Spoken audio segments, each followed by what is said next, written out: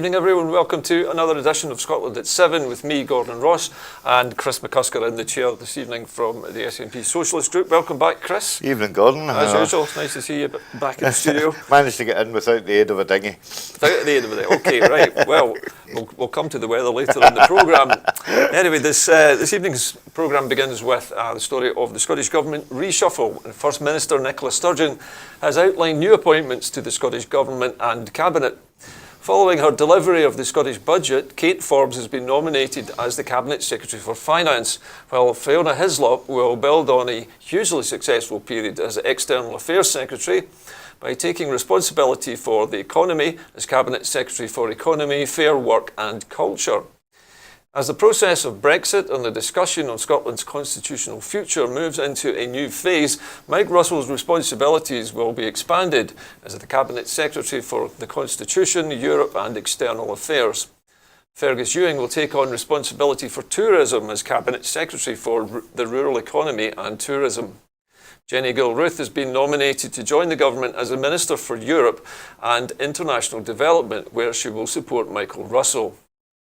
Ben McPherson will move to join the finance team as the Minister for Public Finance and Migration, where they will continue to make the strong economic and social case for a distinct migration policy for Scotland. Mr McPherson will also work on issues around the green and climate finance to help ensure all of Scotland can deliver on our target of ending our contribution to climate change. He will also be tasked with ensuring that well-being sits at the heart of the budget process. The First Minister will propose the appointment of Kate Forbes to the Cabinet and of Jenny Gilruth as Minister to the Scottish Parliament tomorrow. Unveiling her new Cabinet and government appointments, the First Minister Nicola Sturgeon said, "These appointments bring new talent into the government and deliver real focus, not only driving forwards our economy, but also on addressing the challenges of Brexit, increasing our population and ending Scotland's contribution to the climate crisis. I'm pleased to make these appointments and, in particular, to be able to put Scotland's finances and Scotland's economy into the hands of two incredibly talented colleagues." Fiona Hislop has been an outstanding Cabinet Secretary, delivering the successful expansion of Scotland's overseas presence and recognition, supporting our booming tourist industry and demonstrating the huge importance of culture, not just to our economy, but more importantly to who we are and how we see ourselves. I know that she will bring that drive, passion and sharp focus to Scotland's economy. Working alongside Kate Forbes as the Cabinet Secretary for Finance, she will continue to drive forward our economy, support key industries and maintain Scotland's long tradition as an outward-looking, dynamic and enterprising nation. Ben McPherson will continue to make the case for Scotland to have a distinct migration system in order to meet our economic, social and financial needs.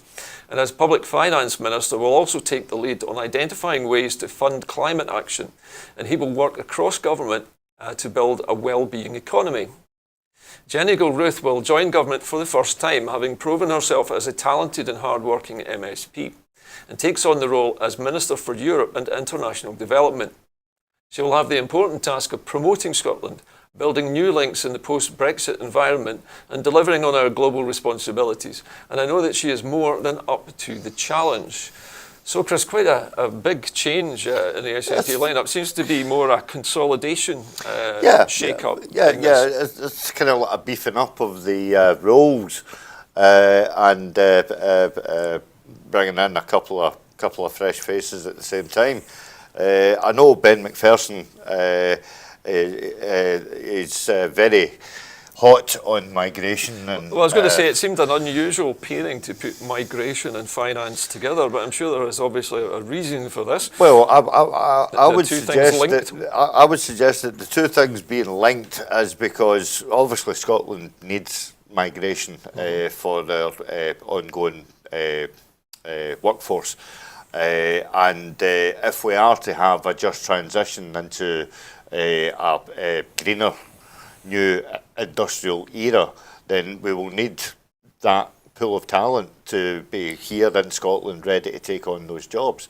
And as I say, I've raised a couple of migrant cases, refugee cases with Ben and he is absolutely on the ball with all that kind of stuff. So he feels ideally suited for this It role. makes sense to pair the two of them up. The Cabinet Secretary for the Economy, Fair Work and Culture, Fiona Hislop, now she has also been lauded for her recent performances as well, and seems to be very much at the centre of things in this new Scottish Cabinet. Well, I think Fiona needs a new passport with the amount of stamps that she's got on the inside. She's been to quite a few countries, selling Scotland, not just Scotland itself, but you know what Scotland has to offer other countries. Well, of course, this is a role which is now going to be taken on by Jenny Gilruth. This is the new Minister for Europe and International Development. This seems a very targeted remit, specifically at Europe, specifically at international development. If you look back over the last couple of years, we've opened up quite a few offices abroad. Various hubs, trade hubs have been opened, I believe. Trading hubs, yeah, because obviously we can't call them consulates. No, or embassies for that matter. Embassies. But yeah, we have opened several hubs throughout Europe so that we can actually reach out to those communities and actually sell Scotland direct. Which I think so. You know, do you think this will in some way remedy the current problem of Union Jacks being plastered all over Scottish produce, or is that a separate issue? That's a separate issue, and unfortunately, you know, we're not wholly in control of that because the packaging companies that get the contracts for various supermarkets and stuff like that, they are obviously, I would suggest, paid handsomely to emblazon their products. The question is, who is it who makes these decisions about putting Union Jacks on the food? Is it the companies producing the food? Is it their PR departments thinking that this is a way of selling more goods? Well, I mean, I've had many a conversation with Ruth Watson from the Keep the Scotland the Brand. Keep Scotland the Brand, or Keep the Brand Scottish, whatever, however you want to do it. And it seems to me like it's the major companies, you know, like Tesco and Asda, these type of companies who are promoting the use of the British flag on several products. We have got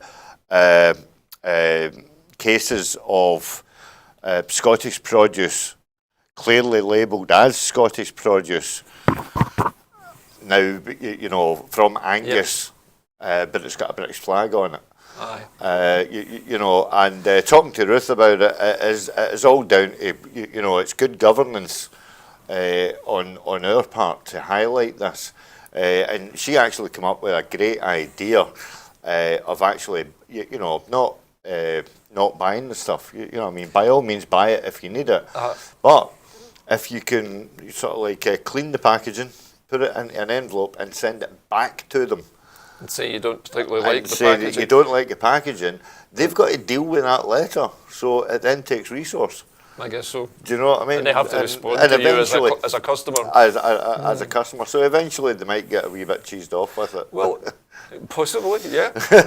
Just running down the rest of the list of people on this new cabinet, and of course the Cabinet Secretary for the Constitution, Europe and External Affairs is Michael Russell. Now Michael Russell is really a veteran. The imitable Michael Russell. I have met Mike Russell once actually, and he's a very nice guy indeed. He's a charming man, he really is, yeah. And he is a friend of this channel as well, and supports Broadcasting Scotland. But the Constitution, Europe and External Affairs seems a broad remit. This is obviously looking to the future, perhaps. Well, yeah, but I don't honestly see this as a great addition to Mike's portfolio because he's been doing this work since the day dot. Do you know what I mean? He's been, you know, I mean, you know, obviously I'm biased and I'm going to say that, you know, many of our MSPs and MPs talk up Scotland and stand up for Scotland. None more so than Mike over the last few years. You know, he has been.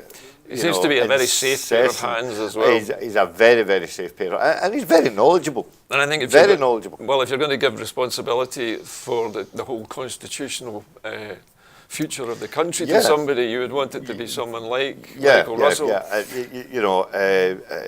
Competent, knowledgeable, very approachable, as Yep. broadcasting will know. He's always, willing where possible to give an interview and stuff like that. Well, what just to sort of wind up the last bit of this, Chris, I was just going to ask you a little bit more about Fergus Ewing's role as the Minister or Cabinet Secretary for Rural Economy and Tourism.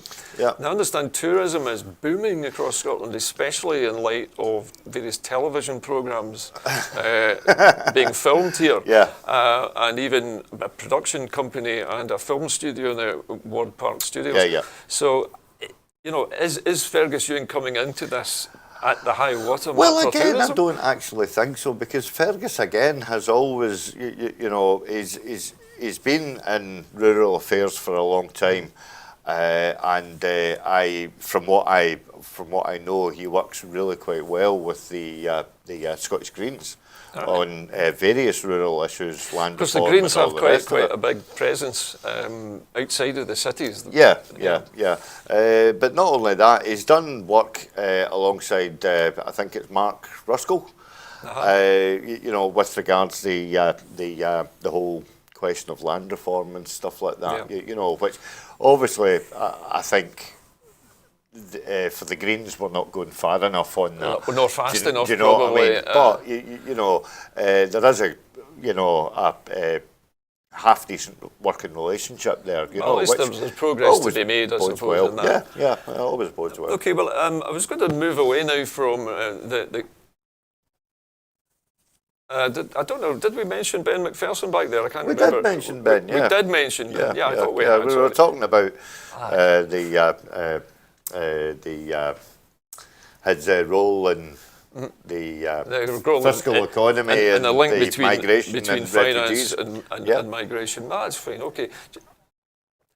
And as you said, he'd been championing migration for a long time. Been championing migration for a long time, Now, so it would be remiss of me to leave Ben out. I think he would pick me up about that. Okay, fair enough. Well, listen, I'm going to move us along now to the next item this evening, and that is Storm Dennis. I wonder who makes up the names for these. Is this by popular demand? I'm expecting when we get a storm beginning with the letter S, it's going to be Stormy McStormface. But anyway, the First Minister, Nicola Sturgeon, has visited Howick in the Scottish Borders, one of the communities worst affected by Storm Dennis. The First Minister met people affected by the severe weather and flooding and thanked the local authority, the emergency service and responders. Last week, the town was also hit by Storm Ciara, which saw part of a guest house and a neighbouring restaurant fall into the River Teviot, something which was caught on camera. I seem to remember I watched that. The First Minister said, "I would like to pay tribute to everyone who is working tirelessly to repair the damage caused by these floods. This has been an extremely difficult time for the people who have been affected, and our thoughts continue to be with these communities. Reducing the flood risk is a priority for the Scottish Government, and that's why we're providing local authorities with £42 million each year through the Local Government Capital Grant to help them invest in flood protection measures." Boris Johnson has no plans to visit any of the UK areas affected by flooding from Storm Dennis and will instead spend the day working from a country house in Kent, according to his 10 Downing Street office. Despite thousands of properties flooded after a month's worth of rain fell on parts of Britain over the weekend and hundreds of flood warnings still in place, the Prime Minister was not intending to visit stricken towns and villages and has not called the meeting of the Cobra Emergencies Committee. A huge gulf in the way in which the Scottish Government and the British Government are treating the victims of these floods. What on earth is going on? It's absolutely shocking, but I hate to be the one to say it, but nobody should really be surprised. Throughout his election campaigning, he was the Prime Minister that was going to deliver change, and he was going to be there for the people, and he was going to reward the pockets and the red wall in the north. That he was going to. These are the former Labour voters who trusted the Conservative Party with their votes. He was going to be there, and he was going to be reaching out to them, and and here he's basically holding up like Hitler in the bunker, really. Do you know what I mean? So they're hiding from scrutiny. Yeah. Now, by contrast, the Scottish Government has a thing called the Scottish Welfare Fund, which helps families and people in Scotland who are on low incomes through crisis grants and community care grants. And crisis grants are available to those hit by crises such as floods. I don't think many people realise that.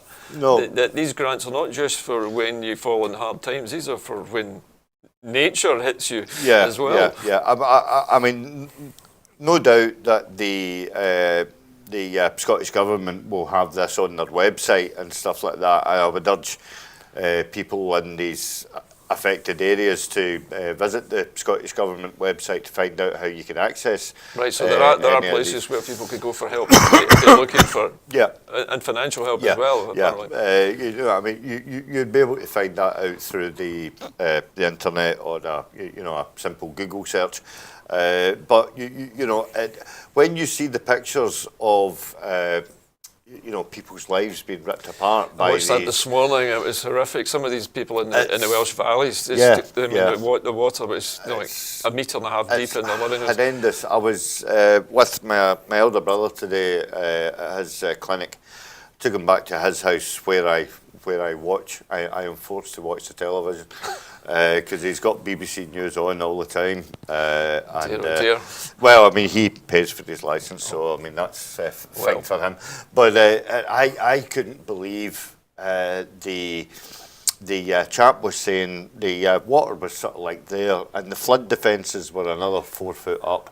Yeah, there was a lady who said her floodgate was overtopped by the river. Yeah, but basically... it worked, she said, until it overflowed over the top of it. So what this chap was saying was that they expect the river to rise again and overflow the top of the defences that the government only put in a couple of years ago. So obviously they didn't imagine the sheer volume of water that was going to be passing through these narrow... Well, it's short-sightedness, and it's. I think it's a lack of due diligence. Well, I seem to recall, I might be wrong here, but in some villages in the north of England, there were calls in the last floods in 2015 for some of these river gorges to be dredged out, to deepen them where they passed through the towns. Yeah. And it was never done. No, I mean, that would make perfect sense. I mean, you've got more of a connection with maritime things and stuff like that. So, you know, I as a complete layperson,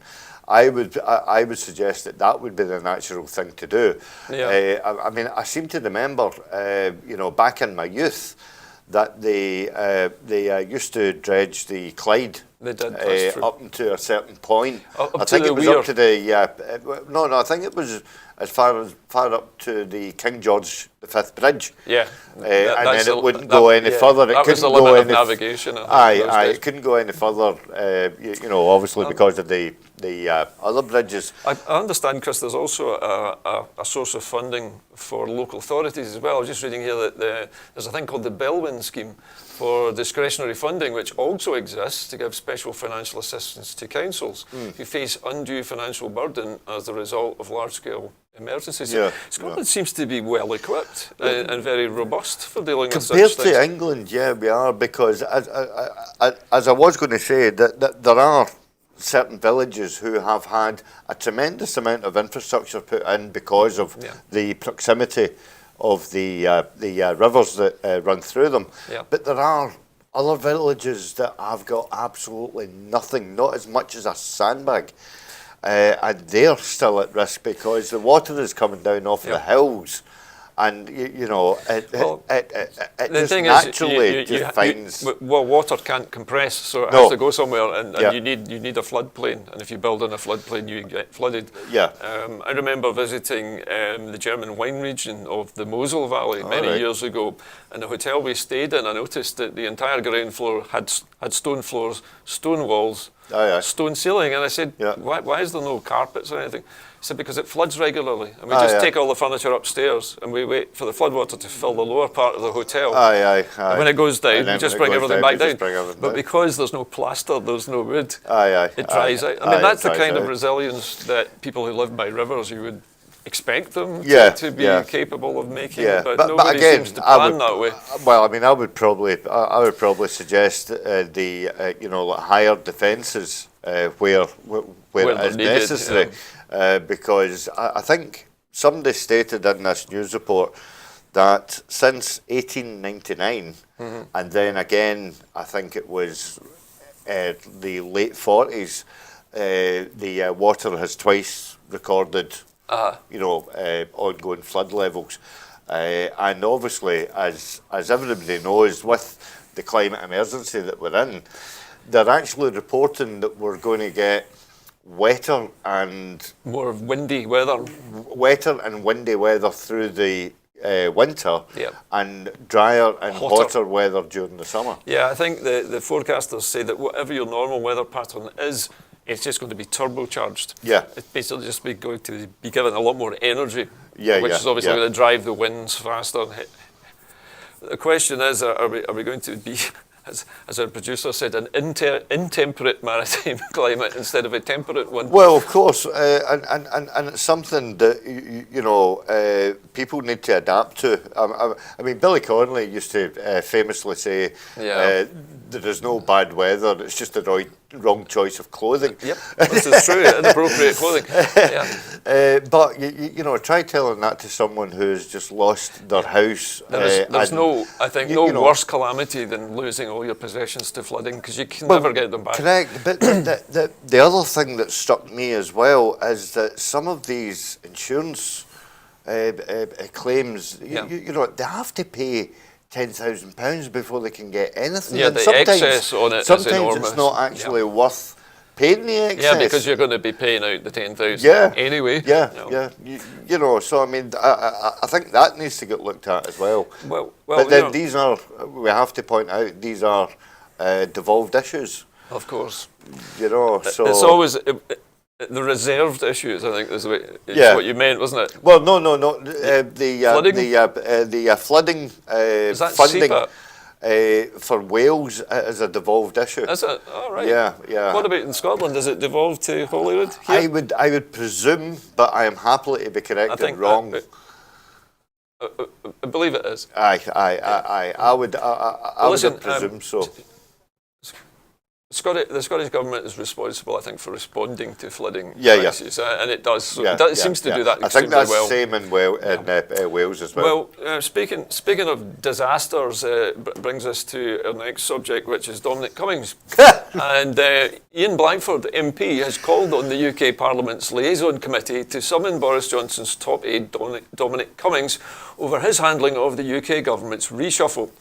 In a letter to the clerk of the committee, the SNP's Westminster leader said Thursday's reshuffle saw a fundamental reordering of how the UK government operates and functions without any transparency or scrutiny.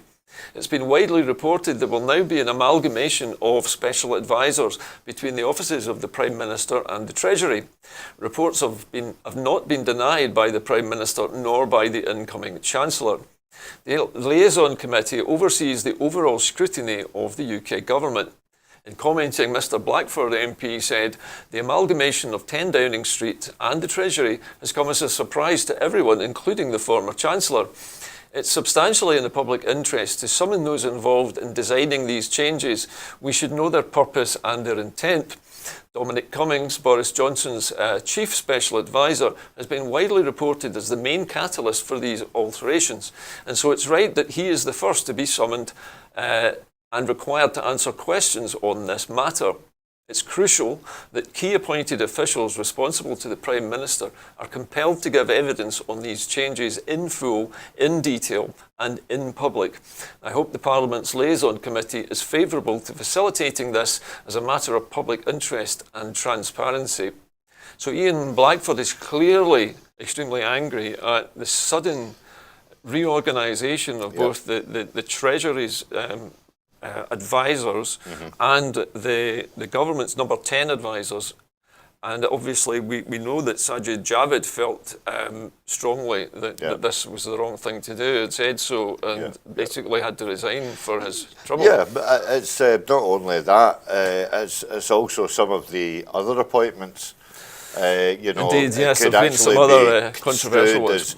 more right-wing, if you could possibly believe it. And of They course are we'll more be hearing- right-wing than what they were. Well, we'll be hearing more about some of these appointments in other stories later on today. But I mean, Ian's right to try and get a bit of accountability and a bit of transparency from the government. Unfortunately, he won't get it from Dominic Cummings. I seem to recall, Chris, and maybe you correct me if that impression is wrong, that in the past, the Chancellor, or the Office of the Treasury and the Chancellor, was used a lot of the time to put the brakes on the worst ideas of sometimes of the Prime Minister. So if a Prime Minister had some crazy notion to do something, the Chancellor and his advisors had the opportunity to say, well, you know, if you do this, it's going to cost this amount of money, and that's going to, you know, have to come from somewhere. Now we don't seem to have that braking effect anymore. You don't. And I'm going to draw on my past Labour experience, because if you go back to the last Labour government where you had Gordon Brown in number 11. And famously, he and Tony Blair were always at odds with each other. Yeah. You know, I mean, apparently, you know, you could hear them through the walls and stuff like that, shouting at each other. They didn't even bother lifting the phone. You know, so there was a bit of to and fro, you know, and number 11 was seemed to be, you know, sort of like semi-autonomous. What do you think is behind? It's widely assumed that Dominic Cummings is behind this change, but what's the purpose of it? Why is Cummings wanting only his advisors to advise the Chancellor? It's total control. And do you think that Chancellor Sunak is centralisation? Do you think the new Chancellor, Mr. Sunak, is capable of holding his own against the Prime Minister? Well, you see, you know, I mean, I don't have an awful lot of love for Sajid Javid, but to be fair, you know, the man obviously reached down to his socks and found a bit of integrity. And said basically, I can't do what you want me to do. You know, I've had these people. Integrity in a Conservative politician is quite a rare commodity. Quite a rare thing. They normally don't go, you know, fit in the same sentence. But you know, I mean, he's obviously sort of like said, well, look, you can't treat the people that I have brought on board to help me do my work. You can't treat them with the contempt that you want to do. Well, it's basically telling Sajid Javid to sack all of his staff. Well, correct. For no other reason than Mr. Cummings said so. Yeah, but then in the appointment of Richie Sunak is that he is obviously well happy to be given to be elevated to this level. Yeah, you know, he's got the top job, and they've just said, right, here's a load of advisors that we've picked. You know, and they will work in conjunction with number 10, and you know, that's the way that we're selling the job, and he's taken it. Is there any chance at all, do you think, that Ian Blackford's demand will be met? Do you think? Of course not. Do you think that Dominic Cummings can be forced to appear in front of a committee and made to explain himself? Not at all. So he just Dominic Cummings.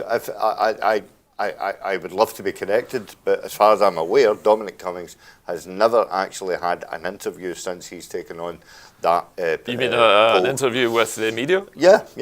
On a one-to-one basis, I don't think so. He's been doorstepped a couple of times, but he's never replied. But last time I saw him doorstepped by a BBC reporter, he talked nonsense at her on the way to the taxi. Yeah, because it was a load of gibberish just to get out of her way. Yeah. Do you know what I mean? You're never going to get a one-to-one, you know, style with what do you call him? I don't know, Gordon Alistair Brown or Campbell, somebody whatever it like was. that. Yeah. You know, you're never going to get a one-to-one interview with Dominic Cummings. Why does he want to stay out I of the way? don't actually think that he is mentally stable enough to recount everything that he has done, because everything is done on a whim and a prayer.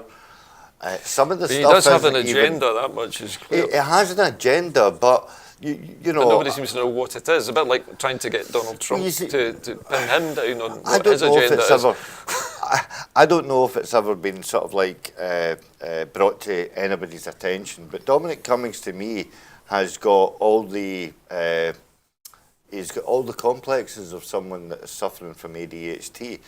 Do you know what I mean? Like, you know, he's hyper, you know, like high functioning.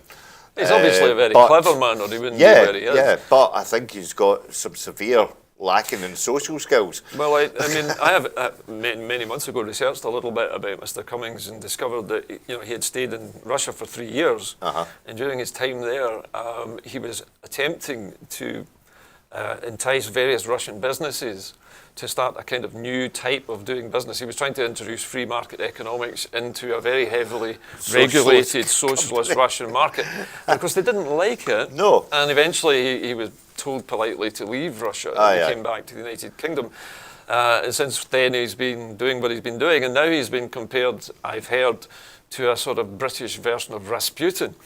Which I think is probably quite a good analogy. He seems to be the man in the background pulling the strings. Pulling all the strings. Well, there's that famous meme where you've got Boris Johnson crashing cymbals together, and you've got Dominic Cummings winding up the squeeze box. So yes, you have that. But you know, anybody that is mad enough to go into the Russian corporations and try and espouse. Well, he was trying to disrupt their markets. That's what he plainly tried to do that. And he was actually making no secret of the fact that he wanted to disrupt the Russian economy and change it all right. He didn't like that one bit. No. But you know, the last time that Russia looked for external help in post-production on a mass scale was back in 1944 and 1943 when they were trying to produce more tanks and more guns and more ammunition than you know, the whole of Germany. And some of the stuff, different times, but some of the stuff was coming from capitalist America, capitalist. But the problem is now we're never going to know what Dominic Cummings is about because he's not going to appear in front of us. That's exactly what you know. You're never going to get a one-to-one interview with the man. Well, never. Boris Johnson, in our next story, actually, which comes along on the back of this story about Dominic Cummings, is in trouble again this week. The Prime Minister Boris Johnson's spokesman refused to comment on Monday when asked about the hiring of an advisor who had discussed the benefits of forced contraception. And data showed the US black population had a lower IQ than white people. Media reports that Andrew Sabisky had been hired by Johnson's office to an unspecified role drew criticism from rival parties after the Mail on Sunday reported statements made in his name online in 2014 and 2016. Boris Johnson's government spokesman declined to discuss Sabisky's appointment when asked at a briefing for reporters. He would not confirm the nature of his role nor comment on his views. Early this year, Johnson's senior advisor Dominic Cummings made an unusual appeal for weirdos and misfits with odd skills, and I'm quoting directly here, to help bring new ideas to Britain's government. You would have thought there were enough weirdos in government already, but anyway. And misfits. Sabisky was reportedly hired as a part of this drive and has referred to himself as a super forecaster, whatever that might be. In addition to posts on contraception, intelligence and race, Sabisky also discussed the benefits of genetic selection in a 2016 interview with digital publication Schools Week. Johnson's spokesman repeatedly refused to comment on whether Johnson shared Sabisky's views, saying that only the Prime Minister's own views were well known. The Labour Party has called for Sabisky to be fired. He must, of course, be removed from this position immediately, said Labour spokesman John Trickett. Caroline Noakes, a Conservative MP, on Twitter said, "I don't know him," Sabisky she's talking about, "from a bar of soap, but I don't think we'd get on. Must be no place in government for the views he's expressed." An account in Sabisky's name replied to a 2014 blog post written by an American professor discussing education disabilities in the United States. The comment said, and I'm going to quote directly here, "If the mean black American IQ is the best estimate based on the century's worth of data around 85 as compared to a mean white American IQ of 100, then if IQ is normally distributed, which it is, you will see a far greater percentage of blacks than whites in the range of IQs of 75 or below. At which point we are close to the typical boundary for mild mental retardation." Now this is extremely incendiary stuff. That's horrendous. That parsimoniously explains the greater diagnostic rates for blacks when it comes to intellectual disability. It's simply a consequence of the normal distribution of cognitive ability because there are significant differences in the group means. Now, this appears to be stating that black people are somehow racially inferior at the genetic level. Honestly, I have never read anything so ridiculous in all of my life. Well, he follows this up with a comment at the end, which I think is worth hearing. One way to get around the problems of unplanned pregnancies creating a permanent underclass, he's referring to black people here, would be to legally enforce universal uptake of long-term contraception at the onset of puberty. Vaccination laws give it a precedent, I would argue. So he's basically saying that black people should use contraception from the age of about 14. Forced contraception. Honestly, I'm absolutely gobsmacked at this. I mean, this guy sounds like an offspring of Joseph Mengele. Yes, I mean the idea of eugenics passed into the annals of history many years ago. Completely discredited. The Nazis pursued this, and it was proved scientifically and discredited completely later on that eugenics is actually non-existent. It doesn't exist. Yeah, it's completely farcical. Yes, and all people have the same basic genetic potential to achieve whatever they wish. And this should be worrying because this guy is working within our elected government, unfortunately. And the question is, what is he advising about? That's the question. But you see, this is the thing, and because there is no transparency within, and they won't tell us what it is. They won't tell us what it is. Now, why would they not reveal that? I wonder. And if you've got the likes of Ian Blackford calling for Dominic Cummings to come and give evidence, and Dominic Cummings won't go. He won't let any of his team go either. So it's a big secret that they've got this very overt-sounding alleged racist as one of the chief advisors, who's been deliberately hired by Mr. Cummings under this weirdo's recruitment scheme. They had one of the Conservative MPs on Sophie Ridge the other day. There, I caught the video on social media.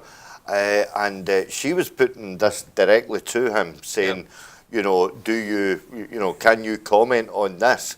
And he's like that. I'm not commenting on this. Who was this? I don't know who it was. Was it a spokesperson for the? It was an MP. It was a Tory MP, and he's like, I can't comment on it because I don't know the guy.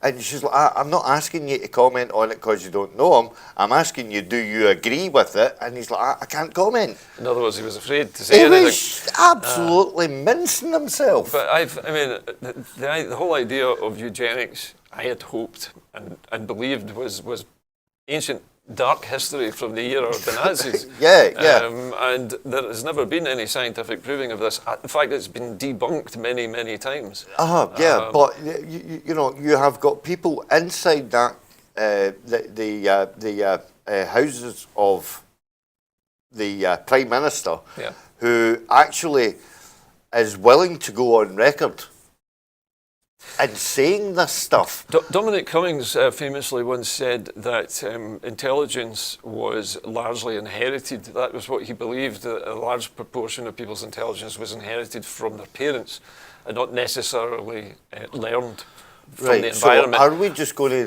we just going to be forgetting everything that Darwin taught us?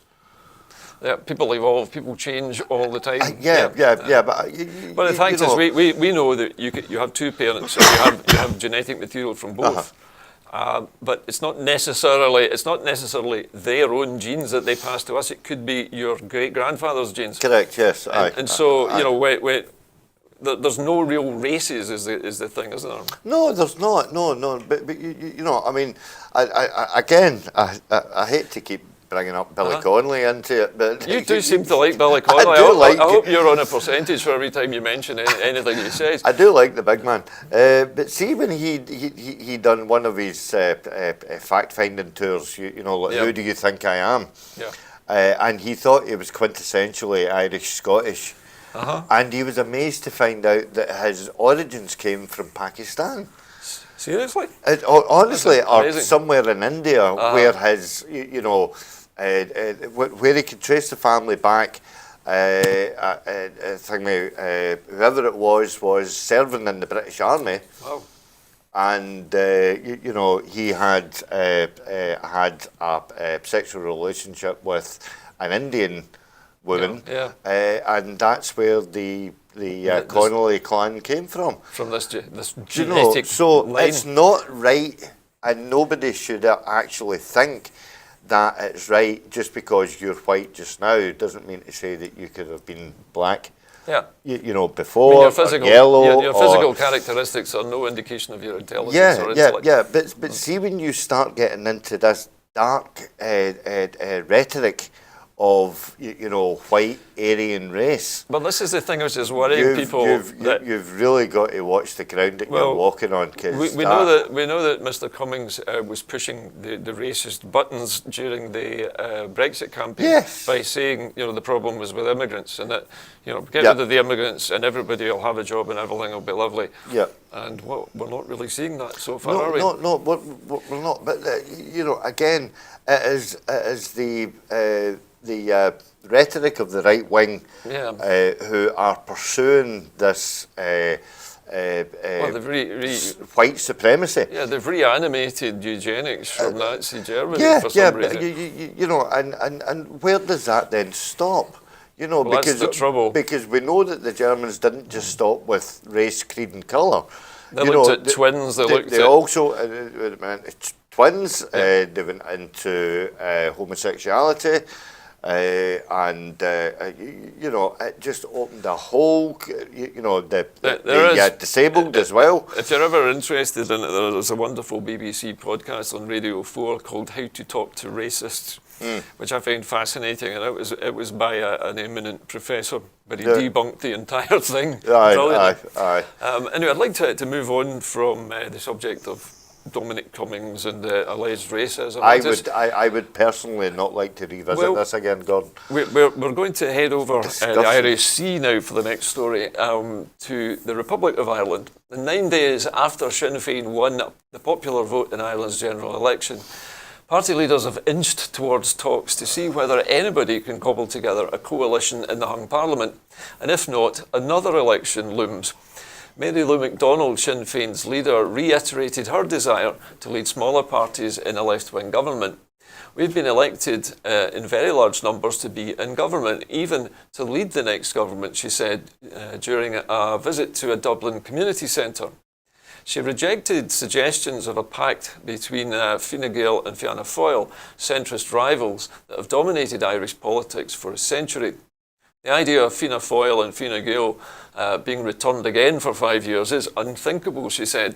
However, Sinn Féin, with 37 seats, has admitted an alliance with small left-wing parties could not muster a majority in 160-seat Dáil, the lower house of Parliament, leaving it reliant on a deal with Leo Varadkar, the Taoiseach, and the leader of Fine Gael, or Michael Martin, the leader of Fianna Fáil, to get across the line.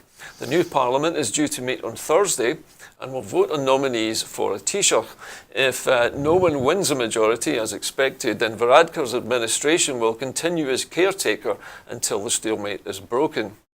Parliamentary arithmetic and political disagreements entangle the emergence of a coalition with more than 80 seats.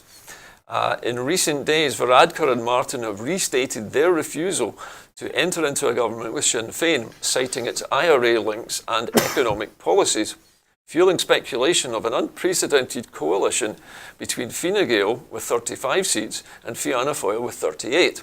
They have similar policies, but antipathy dating from Ireland's 1922-23 Civil War. Varadkar, speaking before a Fine Gael parliamentary meeting on Monday, said that his party was preparing for opposition.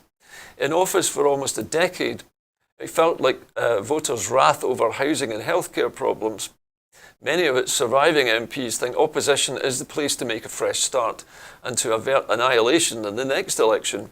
Varadkar said that Sinn Féin should try to form a government with left-wing parties and independents, or Fianna Fáil should try to rule with the Greens, Labour and the Social Democrats. Fine Gael would enter a government only as last resort if we are needed, he said. Varadkar and Martin were due to talk on Monday, a tentative start to negotiations that could last for weeks or even months. Shane Ross, an independent politician who served as Transport Minister under Varadkar, predicted an eventual coalition of Fianna Fáil, Fine Gael and the Greens. People don't say what they mean in these situations. What they do is position themselves for a final result, he told News Talk Radio. Varadkar and Martin would edge towards an agreement, he said. They'll both say they're doing it incredibly reluctantly. Yeah. So what do we think, Chris? Do you think that they're going to shut Sinn Féin out? I think Sinn Féin must be absolutely... They must think that they have shot themselves in the foot by not fielding more candidates. They could have had a majority. They could have had a majority if they had only been a bit bolder. The question is why did they not field more candidates? What was the reason given? It could be down to money, it could be down to party forecast, it could be... Maybe the polling didn't look good? Polling possibly didn't look good. Does this not remind you of the time when the SNP broke the voting system at Holyrood, when nobody expected them to be as successful as they were in 2011? Yeah, that's right. And then in 2015, again, fantastically successful in elections. I think if Sinn Féin had been a bit more bolder, they could have been in a better position now. And had more MPs. Had more MPs or PDs. PDs, I beg your pardon. Called, in order to take the other parties on, because the other two parties, as pointed out, are centre-right parties, and to try and muster an alliance between the Independents and the Greens to try and see if you could get possibly a centre-left party, because the Independents and the Greens may not be. It seems that the socialist left of Ireland. What interested me about. I'm hearing we've got some breaking news coming through. Oh, wow. Sorry, I've just heard that Mr. Sabisky, who we were just talking about, has resigned. Oh. Just this minute. So, hot off the presses, you heard it here first. Good news. So the man that we've just been talking about, his overt racism, has departed from Boris Johnson's employment. I wonder if he's going to join the BNP. Maybe he's been watching this programme, Chris. Who knows? Excellent. Anyway, where were we before we got...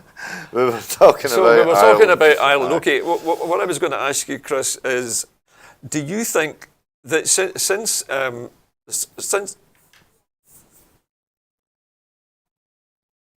oh, all right, okay, I'm sorry, I'm just hearing some more information in my ear, but I'll come back to it in a moment. What I was going to ask you was, do you think that Mary Lou McDonald was largely picked for her role as leader? Yes. Simply because, she wasn't connected to the Troubles in any way, because she was never directly involved in any IRA movement at all.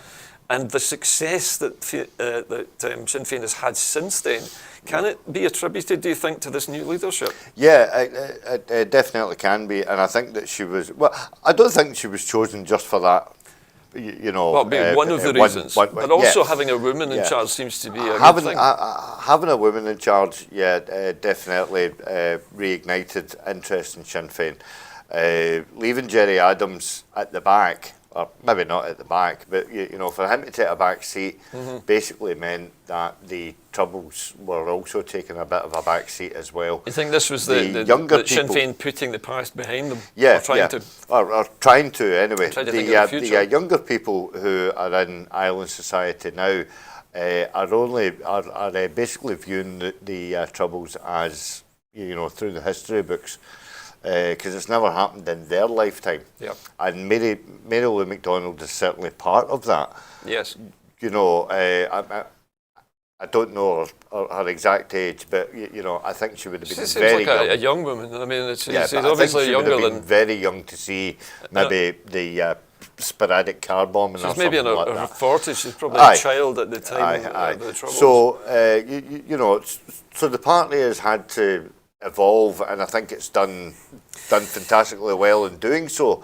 It's not been as proactive as what I was suggesting by putting the field of candidates out into a wider area. My other question is about the electorate who support Sinn Féin in the Republic, because it appears that Sinn Féin, in common in some respects with the SNP and sort of independence supporters generally, are a little bit more left of centre. That we have a more socialist-minded electorate, and it seems that much of the support for Sinn Féin is coming from the left in Ireland, from younger people, I think. And that's to reflect that Ireland's change towards the current society that it's now living in, and that's largely been at the influence of Europe. Yep. Europe has actually shaped Ireland into, a more open and diverse country. Yeah, I think it has. I mean, people in Ireland would probably say the same thing. That has improved things dramatically. It definitely It does have a downside, of course, with things like house prices escalating and Dublin becoming very metropolitanised. And and there's a housing shortage as well.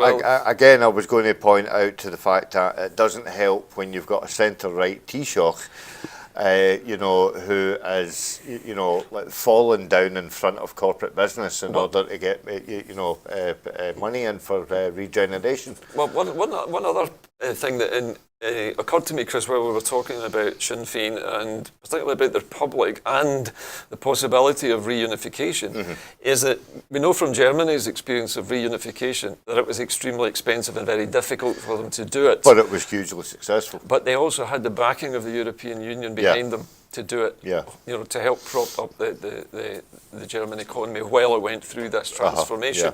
Now, we know also that the Republic of Ireland, as I said, has an acute housing shortage at the moment, and that if Sinn Féin is to have much effect on the idea of reunification, then they need to be in government, or at least in the Dáil, making these sorts of things happen to prepare the way, in other words. I guess. And actually, this goes back, and I can't remember his name, and you'll probably be able to help me out, but the chap that Boris Johnson recently sacked as the Northern Irish Minister. Yes. He was quoted as doing some fantastic work in order to get Stormont up and running again. Apparently, he was very highly regarded by Varadkar and others.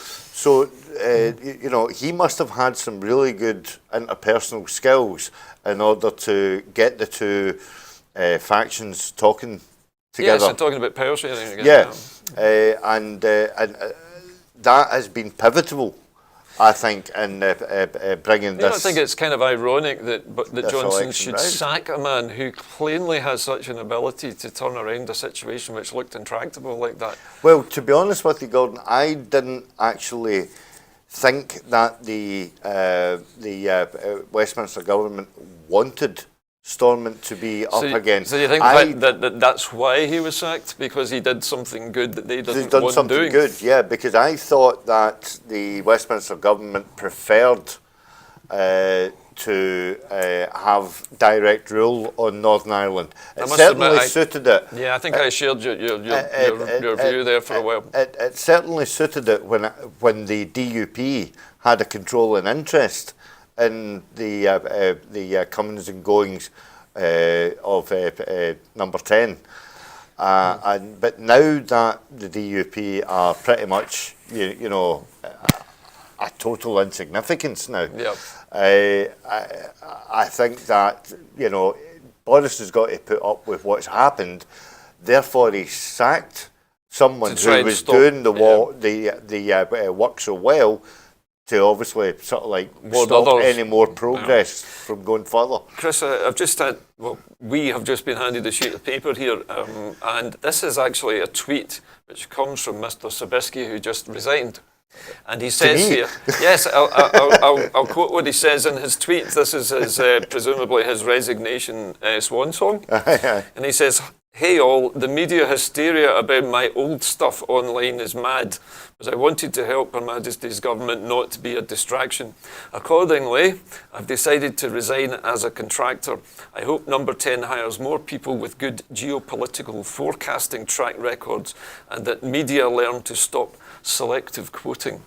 So he's trying to blame the media for his demise. Well, you know, I mean, the media's an obvious fall guy. You know. Well, that's the thing about the internet, isn't it? Yeah, but you only have to look at how the right-wing rags have treated that poor unfortunate girl that took her life. Indeed, yeah. And you know, you had some salacious headlines from the Daily Mail, the Mirror, and the Sun. Dare I mention the Sun? They also had a salacious and infamous headline about the First Minister today. Yes. Basically alluding to the fact that she had some existential double life. That they didn't actually tell you what it was, though. But there was no substance to the It's to a the whole classic, a classic slow day story. And it was just to fill half a page. You know, an absolute gutter press. Well, we have a very odd story to wind up the show this evening, and it's actually a theme through this evening is odd stories, but this one is very odd indeed. A ghost ship appears to have washed ashore on Ireland after more than a year at sea. Abandoned by its crew, the cargo vessel made a lonely odyssey across the Atlantic, a ghost ship seemingly destined never to make port. The 77-metre motor vessel Alta drifted for over a year, skirting the Americas, Africa and Europe, rusting and derelict and yet resolutely afloat. Its voyage came to an end during Storm Dennis on Sunday when it ran aground near Ballycotton, a fishing village in County Cork in Ireland, overlooking the Celtic Sea. Alta wedged itself on rocks, apparently intact. On Monday, experts from the local council, the Irish Coast Guard and Ireland's Commissioner of Wrecks were discussing what to do with a visitor that was drawing lots of attention. Cork County Council is asking members of the public to stay away from the wreck location as it is situated on a dangerous and inaccessible stretch of coastline and is in unstable condition, the council said in a statement. Environmental scientists who visited the area on Monday did not see any visible pollution. The council said it had asked a marine contractor to board the Alta. The next opportunity will be on Tuesday at 7 a.m. during low tide for a closer inspection. Any risk in relation to oil, other hazardous substances and pollution from the vessel will be evaluated. Built in 1976, the Alta was flagged in Tanzania, changed owners in 2017 and was sailing from Greece to Haiti in September 2018 when it became disabled about 1,380 miles southeast of Bermuda. Unable to make repairs, the 10-strong crew was rescued by a US Coast Guard cutter Confidence, which brought the crew members to Puerto Rico. According to the captain, the maritime industry news site, the US Coast Guard contacted the ship's owner to arrange a commercial tug to tow it to shore. It was reportedly towed to Guyana, only to be hijacked, with its subsequent fate unclear until 2019, when the Royal Navy Ice Patrol ship HMS Protector encountered it in the mid-Atlantic, apparently unmanned. It's thought to have later drifted up from Africa and past Spain to Ireland. In ocean lore, the story of the ghost ship, the Flying Dutchman, is a myth dating from the 1700s. The Mary Celeste, in contrast, was real. It was found abandoned, heading for the Strait of Gibraltar in 1872, with the crew's fate a mystery. More recently, in 2006, the tanker Jan Seng was found off the coast of Queensland, Australia, without a crew. The identity of its owner and origins unclear. And in 2016, a wooden houseboat washed ashore on Ireland's Atlantic coast, made with driftwood and polystyrene and fitted with solar panels. It turned out to have been built by Rick Small, a Canadian environmentalist, who had given the boat away and had no idea how it ended up crossing the ocean unmanned. There seems to be an awful lot of these ghost ships washing up on Ireland. And what an amazing story. What I found incredible was the fact that the ship was hijacked after it had been towed, and whoever hijacked it seemed to have abandoned it. Aye, but I mean, surely you would, I mean, it conjures up all sorts of connotations. Piracy. I was just about to mention Pirates of the Caribbean and stuff like that, but how do you actually sneak a boat out of a harbour? sort of like. Well, if it's under sale, it's quiet, I suppose. But, Aye, but then you know, I mean, how did the crew get off, and where did they go? And I think if you're, I surely think there if it must was be some hijacked, it sort was of probably at gunpoint while it was being towed. Yeah, but then you know that then brings in the whole thing of pirates. But it's odd that Ireland seems to have a lot of ships washed up on its shore. And I remember the story about the polystyrene boat being made by the environmentalists, and it crossed the Atlantic by itself. Yeah, but you know, for an actual cargo ship to sort of like lodge itself in the rocks. I think the last time that happened in Scotland, I think produced the famous film Whiskey Galore. Oh God, the politician. Well, Chris, yes, speaking of politicians, I'm going to have to draw a line under the show for tonight because we've come to the end of our time this evening. But it has been a really strange programme this evening, not because of you, Chris, but just the oddness of Mr. Zabisky's sudden departure just in the middle of us talking about it as well. Anyway, for those of you at home, as you know, we rely on you to help us make our programmes, but I also have to remind you that our programmes are also now available on Amazon Fire TV. So if you have that particular app on your phone or device or on your smart television, it is only I'm just hearing it's only the Amazon Fire Stick, is that right? And Fire TV device. So just make sure you've got the right information for that. But we're now branching out into Amazon Fire as another possible outlet for our channel. You can shout anyway, that. There is a lot more to come from Broadcasting Scotland. But for this evening, thanks all for watching. Remember, if you want to become a supporter of Broadcasting Scotland, you can do so by finding us online at broadcastingscotland.scot/register. That's it from Chris McCusker and myself this evening. I'll be back again on Thursday night, but that's it from Scotland at 7. Good night, everyone.